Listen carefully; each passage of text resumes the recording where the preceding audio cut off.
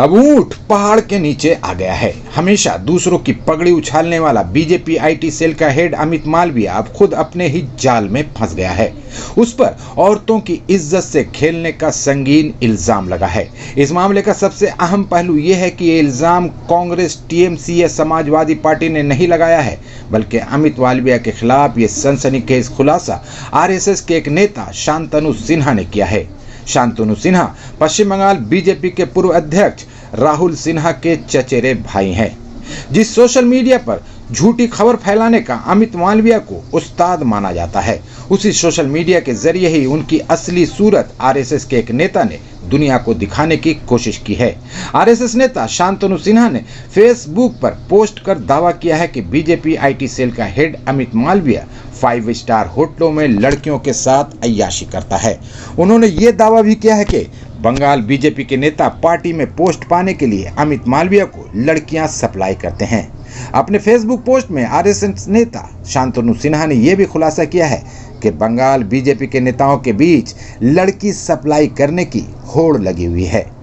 गंभीर बात यह है कि शांतनु सिन्हा ने अमित मालविया के खिलाफ ये सनसनीखेज इल्जाम 3 दिन पहले लगाए थे, लेकिन किसी भी मीडिया ने यह खबर नहीं बनाई। जब कांग्रेस ने दिल्ली में इस मुद्दे पर प्रेस कॉन्फ्रेंस कर अमित मालविया के खिलाफ कार्रवाई करने की मांग की, तब जाकर मजबूरी में मीडिया में यह खबर आई है। कांग्रेस नेता सुप्रिया श्रीनेत ने आज एक प्रेस कॉन्फ्रेंस करके अमित मालविया को उसके पद से हटाने की मांग की। सुप्रिया श्रीनेत ने इतना तक कह दिया कि केंद्र में बीजेपी की सरकार बने अभी 24 घंटे भी नहीं हुए हैं कि पार्टी के लोगों ने अपनी करतूतों से पूरे देश को शर्मसार कर दिया है। उधर मीडिया में खबर आने से अमित मालविया बौखला उठा है।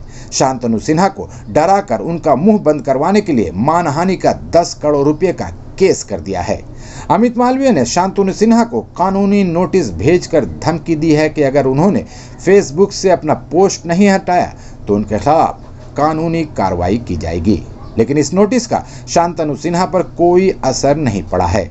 उन्होंने अमित मालविया के खिलाफ जो कुछ भी लिखा था वो पोस्ट अभी भी सोशल मीडिया पर मौजूद है।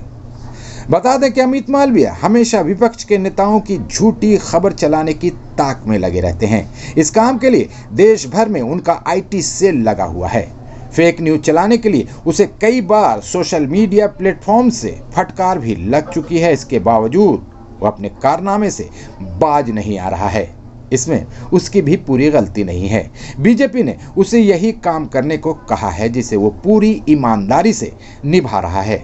अब देखना यह है कि आरएसएस के एक नेता ने उसके खिलाफ इतना सनसनीखेज इल्जाम लगाया है तो बीजेपी अमित मालविया के खिलाफ कोई कार्रवाई करती है या नहीं। 24 घंटे नहीं हुए हैं एनडी गठबंधन की सरकार बने, नरेंद्र मोदी को प्रधानमंत्री पद की शपथ लिए और भारतीय जनता पार्टी के लोगों के काले कारनामों ने एक बार फिर सिर शर्म से झुका दिया है। और ये जो आरोप लग रहे हैं ये हम नहीं लगा रहे हैं, ये बीजेपी के अंदर से, संघ के अंदर से उनके नेता, उनके कार्यकर्ता, उनके समर्थक लगा रहे हैं।